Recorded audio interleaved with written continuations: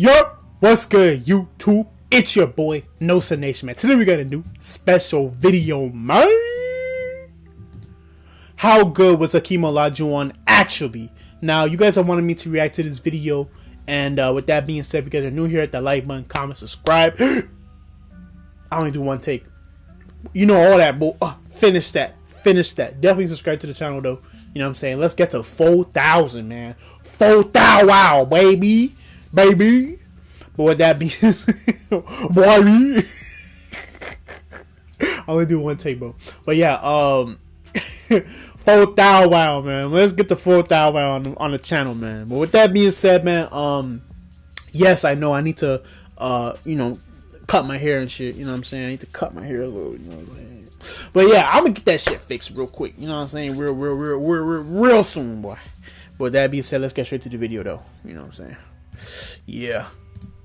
Hakeem the Dream Olajuwon was the first African-born player to play in the NBA. He is best known for winning 2 NBA championships with the Houston Rockets and embarrassing all the best centers from his era with incredible post moves. Watch the rest of the video to find out how good was Hakeem actually and where he ranks among the best centers of all time. First contact with basketball at 15. Hakeem grew up in Nigeria. What? I did not know that. That's crazy. At 15, he started picking up basketball. It seems like he been playing the game since he was like 5 years old, bro. Like what? 3 years old. Only 15, bro. First contact with basketball at 15. Hakeem grew up in Nigeria in a well-off family, and he was able to play many sports as a youngster. He was a goalie in soccer, but he also played handball and volleyball, all of which attributed to his footwork and hand-eye coordination. Olajuwon discovered basketball at the age of 15 and instantly fell in love with the sport. When he was 17, he participated in a basketball camp where he was noticed by an American coach who recommended Olajuwon to Houston University head coach Guy Lewis. Even though Coach Lewis never saw him play, Hakeem got invited for a trial run with the Cougars in 1980. Standing at 6'11" and with a lengthy 7'6" wingspan, Hakeem was obviously gifted athletically, but he had never played organized basketball with anyone better than him. Before Houston, he never even wore real basketball shoes. Phi Slamma Jamma. Hakeem wasn't cleared to play by the NCAA in 1980, and he redshirted his first year at Houston. He started playing in the 81-82 season, but wasn't starting, despite averaging 17 points, 12 rebounds, and 5 blocks per 36 minutes. Whoa. Who was his coach? Who was it? We gotta call his coach out, bro. That's some bullshit. How are you not gonna play him and he's averaging 17 points, 12 rebounds, and 5 blocks off the bench? What? Are you on drugs? I mean, it's the 80s, bro, but I get it. It's the 80s, bro. So, you know what I'm saying? The crack epidemic and everything like that. But, bro, come on, bro. Are you really, like, are you on crack, bro? Like, it's the 80s. I know everybody was on crack in the 80s, but, like, bro, come on, man. Come on, bro. Really, bro? You gonna have somebody, like, not start, bro? And he's averaging that much, like, he's that good? Like, 17 points, 12 rebounds. That's some... Come on, man. Come on. 5 blocks, too? Bro, come on, man. Stop it. He helped the Cougars reach the Final Four, where they were eliminated by the eventual champions, North Carolina. Eager to get better and play more than 15 minutes per game, Hakeem worked tirelessly in the offseason. His improvement was accelerated after working with NBA legend Moses Malone, who played for the Houston Rockets and was one of the best NBA players at the time. As a result of training with Malone, Olajuwon came to the start of the 82-83 season as a much better player, which also showed in the stats. He averaged 13.9 points, 11.4 rebounds, and 5.1 blocks, and was one of the best centers in the NCAA. Together with Clyde Drexler, Michael Young, and Larry Mishaw, all future NBA players, Olajuwon formed Phi Slamma Jamma, a slam dunk basketball fraternity. Cougars players were all high flyers, known for their fast-paced tempo and thunderous dunks, and Phi Slamma Jamma soon became the most famous team in the country. Olajuwon and Drexler-led Cougars were the heavy favorites to win the NCAA title in 1983, but they lost the finals to the underdog North Carolina State in a last-second tip-in. Olajuwon won the 1983 NCAA Tournament Most Outstanding Player Award, even though he played for the losing team. He is, to date, the last player from a losing side with this award. Next season, Drexler departed from the NBA, but Olajuwon was so good that he led the Cougars to another NCAA Finals. Close, but no cigar, as they suffered another heartbreaking loss, this time to Patrick Ewing and his Georgetown Hoyas. After that, Hakeem declared for the 1984 draft, where he joined fellow draftees Michael Jordan, Charles Barkley, and John Stockton. Despite a stacked draft, there was a national consensus that Hakeem would be selected first. Whoever Rockets the #1 pick. The Rockets won the coin flip, and Hakeem didn't need to move far away. Houston selected him first overall, and he'd spent the next 17 years with the franchise. NBA draft and dominating from the start. Olajuwon joined a young and talented Rockets team that already had a dominant center, the 7'4" Ralph Sampson, who was the MVP of the All-Star game in 1985.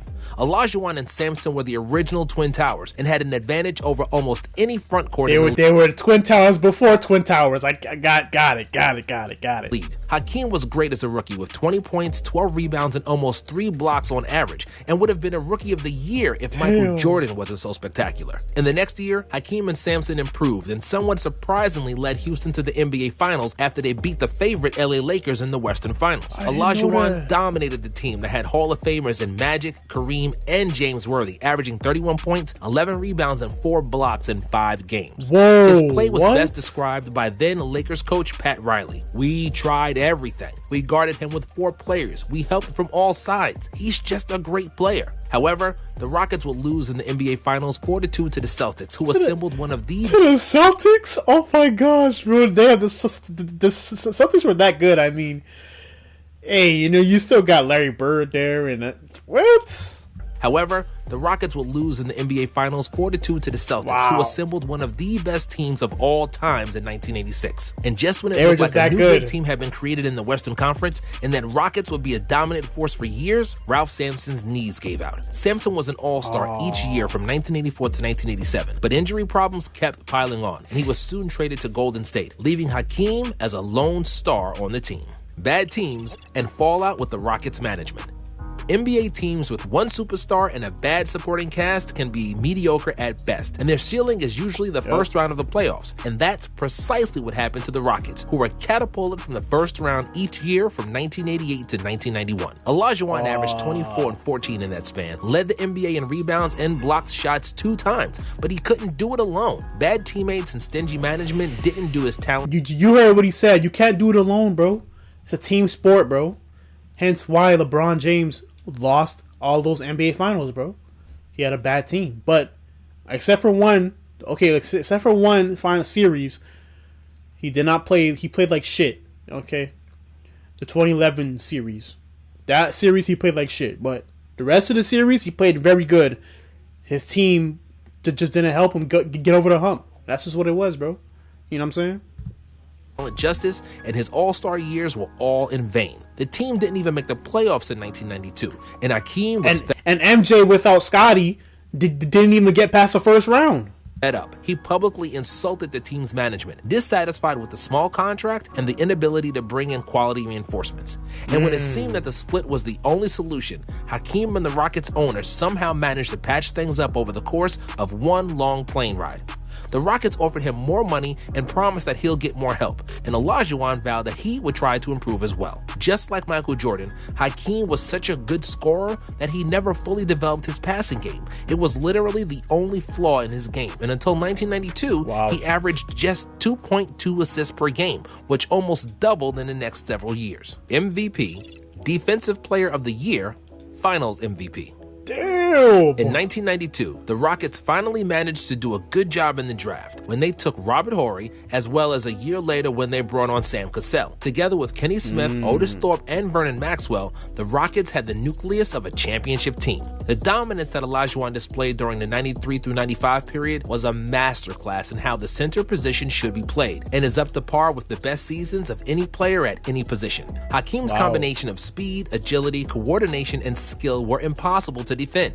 In 1993, he posted best career marks in points, assists, and shooting efficiency, and he finished second in the MVP voting behind Charles Barkley. Olajuwon also led the league with 4.2 blocks per game, which finally earned him a well-deserved Defensive Player of the Year award. The Rockets set a new franchise record with 55 wins and advanced to the second round of the playoffs, pushing the Seattle Supersonics to a 7th game before losing in overtime 103-100. In 1994, the Rockets again improved their win tally and finished with the second best record in the league. Hakeem averaged identical or better numbers than the year before, and with the averages of 27, 12, 3.5, and 3.7 blocks, he was finally recognized by the NBA as the most valuable player, and again as the defensive player of the year. The Rockets reached the NBA Finals for the second time during Olajuwon's tenure, where they were awaited by the New York Knicks, who finally won the East in the absence of Michael Jordan. It was a matchup between two hard-nosed defensive-minded teams, led by two of the best centers in the NBA, Olajuwon and Patrick Ewing.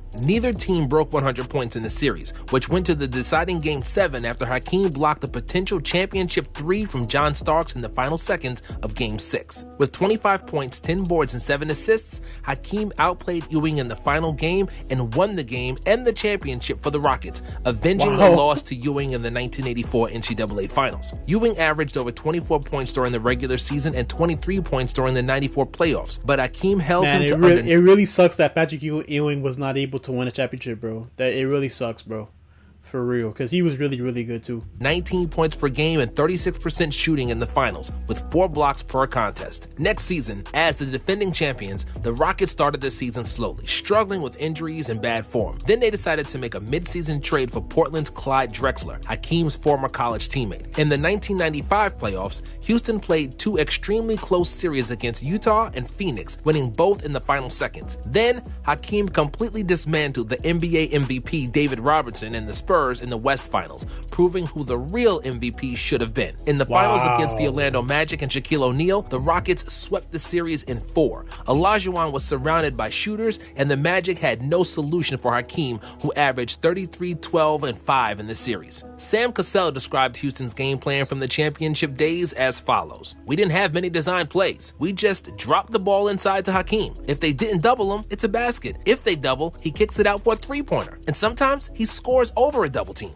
Final years, retirement, and legacy. After winning back-to-back titles, Hakeem had 2 more All-Star years in Houston, but the Rockets regressed as a team and lost in the second round of the 96 All-Star years in Houston. Retirement and legacy. After winning back-to-back titles, Hakeem had 2 more All-Star years in Houston, but the Rockets regressed as a team and lost in the second round of the 96 to the Supersonics. Next season, the Rockets added Charles Barkley, who tried to catch the last train to win the title. After a promising year and the third best record in the conference, Olajuwon, Drexler, and Barkley went to the Western Finals but lost in 6 games to the Utah Jazz. Years caught up to all 3, and it was the beginning of an end to Hakeem's storied career. He stayed with the Rockets until 2001 and then surprisingly signed a deal with the Toronto Raptors, where he finished his career in 2002 at the age of 39. After retirement, Hakeem was mostly known for holding basketball camps where some of the biggest NBA stars learned the art of the postgame. Kobe, LeBron, Dwight Howard, and others were all reaching out to Olajuwon because they knew he was the most skilled post player ever. Hakeem was a man with 1,000 moves, the rarest combination of skill, strength, and efficiency. He was a guard in the center's body. He could shoot, he could cross people over, he used pump fakes, head fakes, and of course,